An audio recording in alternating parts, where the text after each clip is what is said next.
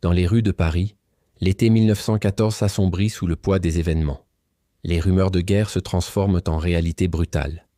Thomas, comme des milliers d'autres hommes, reçoit sa lettre de mobilisation. Le temps s'arrête pour Claire. Les gares parisiennes deviennent le théâtre d'adieux déchirants. Les quais grouillent de monde, de valises militaires, d'uniformes bleus horizon. L'air est lourd d'émotions contenues, de promesses murmurées, d'espoirs silencieux. Claire accompagne Thomas jusqu'au dernier moment. Leurs pas résonnent sur le quai de la gare de l'Est, synchronisés comme leurs battements de cœur. Autour d'eux, des centaines de couples vivent le même instant suspendu, ce moment où le temps devient précieux comme l'or. Dans sa main tremblante, Claire tient une petite médaille de Saint-Michel. Elle l'avait reçue de sa grand-mère, son trésor le plus précieux. Ses doigts s'attardent sur le métal alors qu'elle la glisse dans la poche de Thomas. C'est mon porte-bonheur depuis toujours. Maintenant, il veillera sur toi.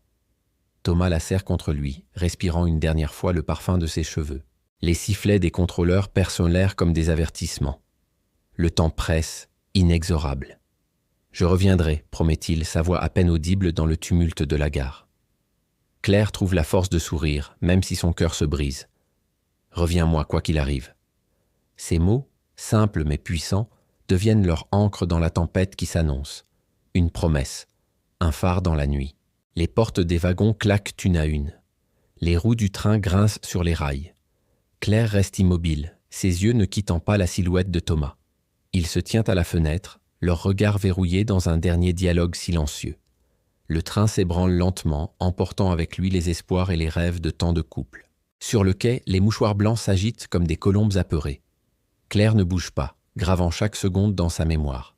Alors que le train disparaît dans le lointain, elle sent que quelque chose a changé en elle. Cette séparation n'est pas une fin, mais le début d'une attente. Une attente qui forgera sa force, qui nourrira son amour. Dans les jours qui suivent, Claire transforme son inquiétude en action. Elle rejoint les efforts de guerre à l'arrière, occupant ses journées pour que les nuits soient moins longues. Chaque lettre de Thomas devient un trésor, chaque mot une caresse. Cette histoire d'amour mise à l'épreuve par la guerre nous rappelle la force des liens qui unissent les êtres.